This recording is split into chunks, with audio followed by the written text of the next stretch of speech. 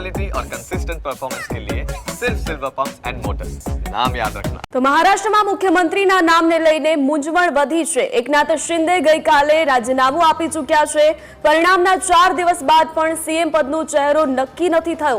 દેવેન્દ્ર ફડણવીસનું નામ સૌથી પહેલા ચર્ચાઈ રહ્યું છે। ફડણવીસ સિવાય પણ અન્ય નામો પર વિચાર થઈ રહ્યો છે તેવું સૂત્રો કહી રહ્યા છે। ઓબીસી અને મરાઠા સમુદાયમાંથી પણ કોઈને સ્થાન મળી શકે છે। એકનાથ શિંદેની શિવસેના અને એનસીપીના નેતા ઉપમુખ્યમંત્રી પણ બની શકે છે। મહાયુતિની સરકારમાં બીજેપીના નેતૃત્વમાં સીએમના નામનું મંથન ચાલી રહ્યું છે। એનસીપી શિવસેનાએ સીએમ પદ માટેનો નિર્ણય બીજેપી પર મૂક્યો છે। બીજેપી જે નિર્ણય લેશે તે બંને પક્ષને માન્ય રહેશે। નામ નક્કી થતાં જ ધારાસભ્ય દળની બેઠક બોલાવશે। મહાયુતિ અનેક ફોર્મ્યુલા પર મંથન કરી રહી છે। તો મહારાષ્ટ્રમાં મુખ્યમંત્રીના નામને લઈને હવે મૂંઝવણ વધી છે। એકનાથ શિંદે ગઈકાલે રાજીનામું આપી ચૂક્યા છે। પરિણામના 4 દિવસ બાદ પણ હજી સુધી સીએમ પદનો ચહેરો નક્કી નથી થયો। દેવેન્દ્ર ફડણવીસનું નામ સૌથી પહેલા ચર્ચાઈ રહ્યું છે। બિલકુલ, ફડણવીસ સિવાય પણ સોનલ અન્ય નામો પર વિચાર થઈ રહ્યો છે। સૂત્રો તરફથી આ માહિતી મળી રહી છે અને બેઝિકલી અહીંયા પણ જે જાતિગત સમીકરણો છે મહારાષ્ટ્રમાં પણ ખૂબ જ મહત્વના અહીંયા કામ કરી રહ્યા છે, કારણ કે ઓબીસી અને મરાઠા સમુદાયમાંથી પણ સ્થાન મળી શકે છે। 4 દિવસ થઈ ગયા છે, પરિણામો આવી ચૂક્યા છે। એકનાથ શિંદે મુખ્યમંત્રી તરીકે રાજીનામું આપી દીધું છે અને હવે નવા મુખ્યમંત્રી બનવા જઈ રહ્યા છે। ત્યારે હવે કયા પક્ષના મુખ્યમંત્રી બનશે એ નક્કી નથી। જો કે જે અન્ય પક્ષો સાથી પક્ષો છે બીજેપીના, એટલે કે શિવસેના શિંદે જૂથ અને અજીત પવારની એનસીપી, એ બંને પક્ષોનું એવું કહેવું છે કે મુખ્યમંત્રી ભારતીય જનતા પાર્ટીમાંથી બને તો અમને કોઈ વાંધો નથી। પણ આ સોનલ મહારાષ્ટ્રની રાજનીતિ છે, આમાં કંઈ પણ થઈ શકે છે। ગમે ત્યારે કોઈ પણ પાસા પલટાઈ શકે છે। પણ જે રીતે ભારતીય જનતા પાર્ટીનું આ વિધાનસભાની ચૂંટણીમાં પરફોર્મન્સ રહ્યું છે એ જોતા હાલ એવું લાગી રહ્યું છે કે ભારતીય જનતા પાર્ટીના જ મુખ્યમંત્રી હોઈ શકે અને જે ડેપ્યુટી સીએમનું પદ છે, ઉપમુખ્યમંત્રીનું પદ, એમાં કાં તો એનસીપીમાંથી કોઈને બનાવી શકાય છે અથવા તો પછી શિંદે જૂથમાંથી પણ કોઈને બનાવી શકાય। તો આપણી સાથે વરિષ્ઠ પત્રકાર વિપુલ વૈદ જોડાયા છે। વિપુલ સર, આપનું સ્વાગત છે ન્યૂઝ કેપિટલ ઉપર। સર, અહીંયા સૌથી પહેલા તો એ જાણવું છે કે જે આ પેચ ફસાયો છે મહારાષ્ટ્રમાં કે કોને મુખ્યમંત્રી બનાવવા, કારણ કે ધાર્યા કરતાં વધુ સમય વીતી ગયો છે, એટલે આ પેચ ક્યાં ફસાયો છે એને લઈને થોડી વિગતો જાણવી છે। આમાં એવું છે કે અપેક્ષા એવી હતી કે વર્તમાન વિધાનસભાની મુદત પૂરી થાય એ પહેલા નવી સરકારનું ગઠન થઈ જશે। પણ ગઈકાલે એકનાથ શિંદે રાજીનામું આપી દીધું। એકનાથ શિંદેનું રાજીનામું એક્સેપ્ટ થઈ ગયું। રખેવાળ સરકાર નિયુક્ત થઈ ગઈ। હવે રખેવાળ સરકાર નિયુક્ત થઈ ગઈ એટલે આ લોકોને ખબર છે કે 3 મહિના સુધી અમારી પાસે ટાઈમ જ ટાઈમ છે અને કોઈ ઉતાવળ કરવા માંગતા નથી। ગઈકાલે 1-2 વરિષ્ઠ નેતાઓ જે છે, જેમ કે સુધીર મુનગંટીવાર છે, ચંદ્રશેખર બાવનકુળે છે, એની સાથે મારી વાત થઈ હતી। ત્યારે આ વસ્તુ એ લોકોનો મુદ્દો એ જ હતો વાતમાં કે અમારે અત્યારે કોઈ ઉતાવળ કરવાની જરૂર નથી। રખેવાળ સરકાર છે, અમે 3 મહિના સુધીમાં ગમે ત્યારે સરકાર બનાવી શકીએ છીએ। અમારી પાસે જંગી બહુમત છે, અમારો બહુમત તૂટવાની કોઈ શક્યતા નથી, એટલે અમે કમ્ફર્ટેબલ છીએ, અમે ઇઝી છીએ, અમે કોઈ ઉતાવળ કરવા માંગતા નથી। અને ગયા વખતે જે યુતિમાં ઘડીએ વારંવાર અવરોધ ઉભા થતા હતા, જેમ કે ગાર્ડિયન મિનિસ્ટર જે છે, અમારે ત્યાં પાલક પ્રધાન કે છે, તમારે ત્યાં શું કહે છે મને ખબર નથી, ગુજરાતમાં આપણે પાલક પ્રધાન જે પ્રત્યેક ડિસ્ટ્રિક્ટના હોય એની નિયુક્તિ વખતે રામાયણ થઈ હતી। દાખલા તરીકે રાયગઢમાં અદિતિ તટકરેને જ્યારે આ લોકોએ પાલક પ્રધાન બનાવ્યા ત્યારે ત્યાંના શિવસેનાના નેતા ઉભા થઈ ગયા હતા કે ભાઈ અમને આ નહીં ચાલે। હવે અત્યારે ફરી પાછા એ બોલી રહ્યા છે કે અમે અદિતિ તટકરેને પાલક પ્રધાન તરીકે નહીં સ્વીકારીએ, ગાર્ડિયન મિનિસ્ટર। એટલે આ બધા જે મુદ્દા છે ટૂંકા એ બધું પહેલા ક્લિયર કરવા માંગે છે। અને બીજી વસ્તુ એ છે કે અહીંયા જાતિનું રાજકારણ એવું છે કે એકનાથ શિંદે નહીં તો કોણ, આ પ્રશ્ન છે ને બહુ જ અઘરો છે। કારણ કે એકનાથ શિંદે ભલે બ્રાહ્મણ હોય અને બ્રાહ્મણમાંથી આવતા હોય અને નાગપુરના હોય, છતાં એની એટલી કેપેસિટી છે કે મરાઠા સમાજની સાથે પણ હેન્ડલ કરી શકે છે, ઓબીસી સમાજની સાથે પણ રહી શકે છે।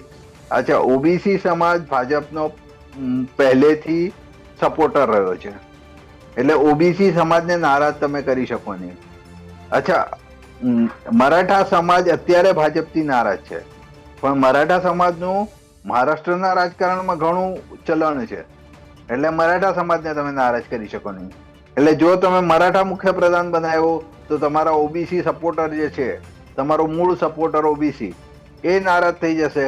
કારણ કે અત્યારે જે છે ઓબીસી વર્સિસ મરાઠા સમાજનું ચાલી રહ્યું છે રામાયણ.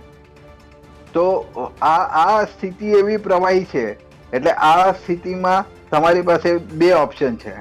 કાં તો જે છે એ સીએમ અત્યારે ચાલુ છે, લોકોને એક્સેપ્ટ થઈ ગયો છે, અત્યારે એ કામ કરી રહ્યો છે, એને ચાલુ રાખો.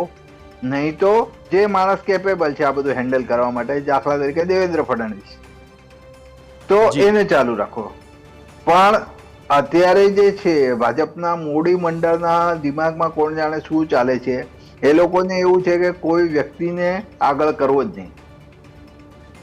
બિલકુલ છે. અને એના ચક્કરમાં અત્યારે નવા નામની શોધ થઈ રહી છે.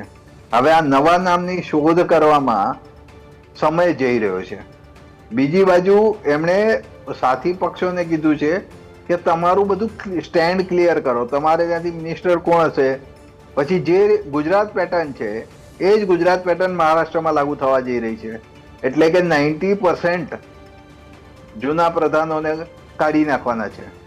હવે આ 90% જૂના પ્રધાનોને કાઢી નાખવાની જો ફોર્મ્યુલા ગુજરાતમાં સક્સેસફુલ થઈ ગઈ, કારણ કે ત્યાં તો એ લોકોની પોતાની સરકાર છે. પણ મહારાષ્ટ્રમાં જરા અઘરું છે. અને ખાસ કરીને આ જે સાથી પક્ષો છે, એકનાથ શિંદે અને અજીત પવાર, એ લોકોના જે જૂના પ્રધાનો છે એ તો બહુ મોટા દમદાર નેતાઓ છે.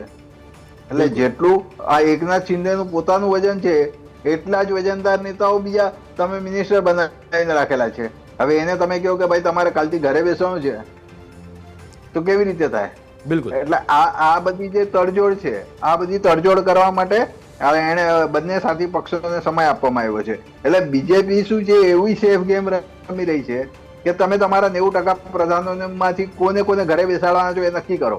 હવે આ લોકોને નક્કી કરવામાં સમય લાગી રહ્યો છે, એટલે બીજેપીનું નામ આવતું નથી. જી, બીજેપીએ કીધું કે તમે નક્કી કરો, પછી હું સીએમ નું નામ જાહેર કરું. બિલકુલ. અમારી પાસે નામ તૈયાર છે. હાલાકી બીજેપી પાસે બી નામ તૈયાર નથી. એ લોકોએ ચંદ્રશેખર બાવનકુળે હોય, ચંદ્રકાંત દાદા પાટીલ હોય, વિનોદ તાવડે હોય, બધા નામ વિચારી લીધા છે.